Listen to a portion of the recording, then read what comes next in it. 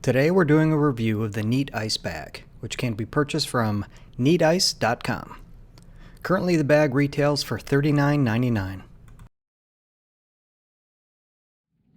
Here's a quick unboxing of the product, which comes in pretty standard packaging. Inside you'll find the Neatice Bag, as well as a drain tube. The Neatice Bag is what I would consider a cooler companion. It is a food-grade safe bag you can put ice in, so the items in your cooler don't get soggy when the ice melts. At the top of the bag you have the opening. I like the fact that the flaps are off-centered, which makes it a lot easier to open. Between the flaps you have a very strong Ziploc-like closure. On the opposite side you have two strips of hook and loop, which help secure the bag when closed. Back to the top of the bag you've got two more strips of hook and loop, which meet up with the strips we just looked at when closing the bag. Moving down the bag you have the hose attachment.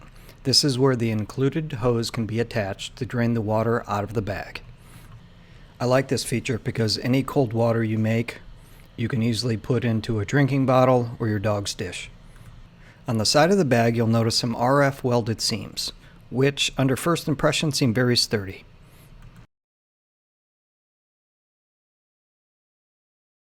Here's how I decided to test the bag. I got a never used Yeti 45 and I got a digital temperature sensor, and I got a reading about 66 degrees from the outside of the cooler. Now on the inside I got 65 degrees on the inside of the lid, and on the interior of the cooler I get about 64 and change on all four sides.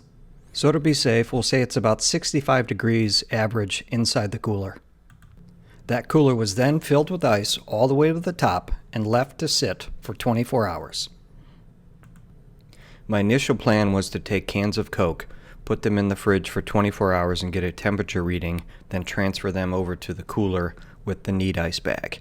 However, I was surprised to see each can of Coke had a different temperature reading coming from a warm box to a fridge for 24 hours. So instead of focusing on the average temperature of a can of Coke, we're going to focus on the interior temperature of the cooler after the Neatice Bag is installed. Before emptying and drying the cooler, I transferred some of the ice over to the Neatice Bag.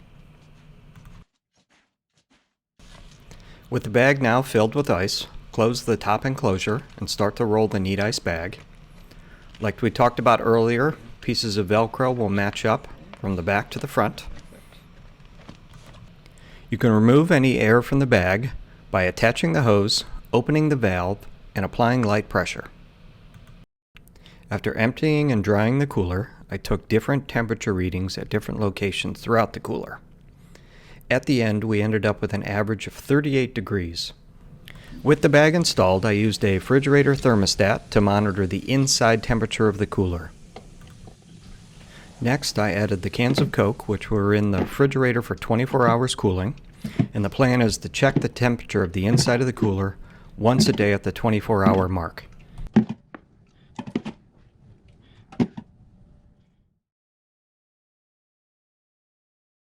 "24 hours later, I'm showing 70.3 degrees outside the cooler and 41 degrees inside the cooler.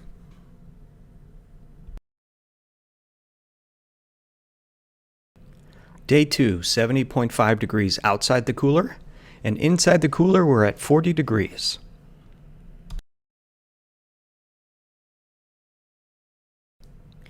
Day 3, we've got 70.7 degrees outside, and looks to be 44 degrees inside the cooler. I do want to mention at the end of each day I did do an infrared temperature test on each one of the cans, and I was surprised to see after 3 days each one of the cans went down a few degrees from what they were sitting at inside my refrigerator.